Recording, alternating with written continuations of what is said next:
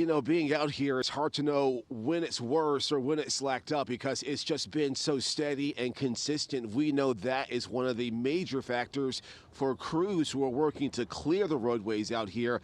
As I look up going 22 east here, it is hard to see the road behind that sign there. It just gives you a sense of how reduced visibility is now in these conditions out here. And as I look at the street itself, it's catching up with the grass. That snow is really coming down at such a steady clip, and that again will be a challenge for crews who are now out working to salt and clear these roadways.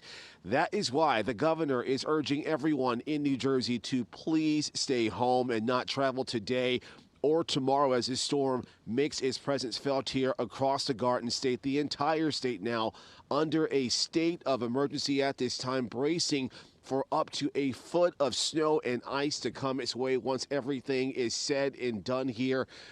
It does appear, the good news, that many people are heeding that advice and staying off the road so these crews can get to work.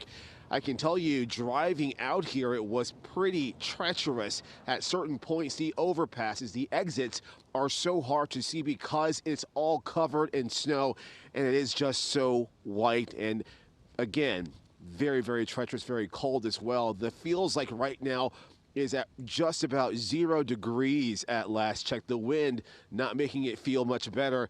And I can tell you, I've only seen one bird flying this morning. Gives you a sense of just how dire it is outside at this moment.